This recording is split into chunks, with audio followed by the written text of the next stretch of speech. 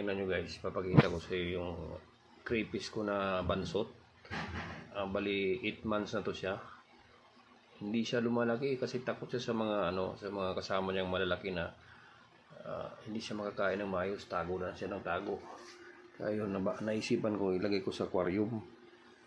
Ito, ang liit pa niya parang 3 months pa lang siya.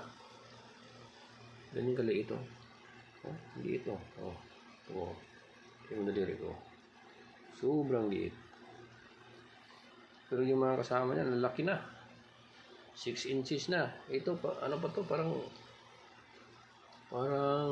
4 inches, 3 to 4 inches. Yan ang bansot niya Kaya, na-acclimate ko muna siya. Para hindi siya mag-water shock. Kasi mahirap kasi yan. Sayang naman pag nadali. Papalakihin muna natin bago kainin.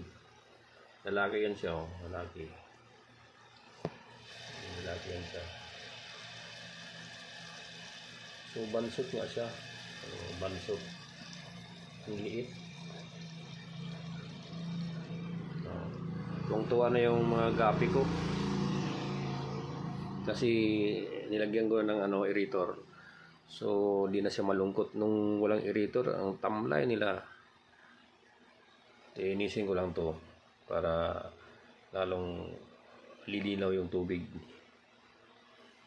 So yun lumalabas na siya. May balak na siyang lumabas. Ilawan na rin. May balak na siyang kumawala sa baunan.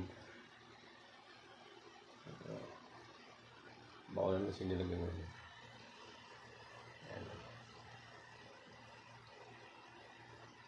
Gusto na siyang ang katakot to baka umakyat sa ayun, tumalon. Ayun. Di makita.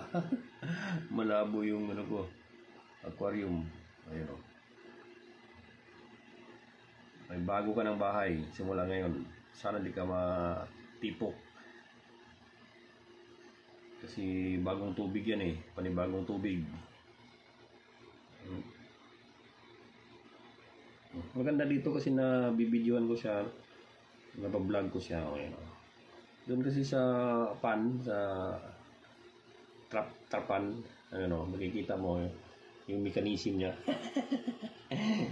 Parang makina kikita mo yung ilalim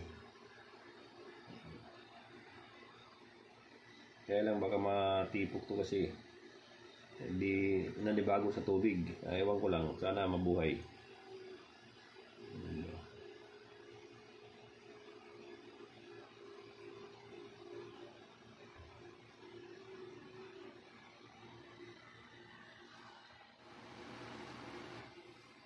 Gustong makyat yung crayfish ko, hindi siya makaakyat. Nahiya siya pag binidyoan matras. Mayayain kasi itong crayfish ito kaya di siya lumalaki. Napag-iwanan na sa mga kasama niyan. Yung mga kasama niya nasa 6 to 7 inches na. Pero ito nasa 3 to 4 pa lang Mayroon talagang crayfish pa lang ganun na hindi siya lumalaki. Napag-iwanan sa panahon. So ito ngayon siya. Kaya naisipan ko, ilipat ko na lang siya sa aquarium para mag-iisa na lang siya dito. Para wala siyang kalaban na susundot-sundot sa tagiliran niya. Kasi pag nandun siya sa mga kasama niya, lagi siyang naisturbo kaya hindi siya makakain ng maayos. Kaya payat, hindi siya lumalaki. Kaya dito naisipan ko, dito ka na lang sa aquarium para magkasama kayo sa gapi dito. Yung gapi ko buhay na simula nang nilagyan ko ng aerator. Hindi sila umiilalim kasi walang hindi umiikot yung tubig. Kaya parang wala silang makuha na hangin. Ayun nagtago na. Tago na isaw.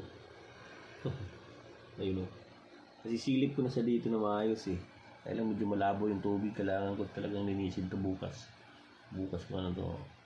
Sana hindi ka matipok para may libangan na kung silip-silipin dito. Hindi katulad kasi doon sa tapan na nahirapan akong silipin eh. Ayan. Ayan. Lalaki po yan yung may pula sa sipit. Maganda sana kung malinaw ang tubig, makikita mo yung mechanism niya kung paano siya kumakain. Yan yung mga galamay niya, may mga sipit din Yan nahiya pa siya eh.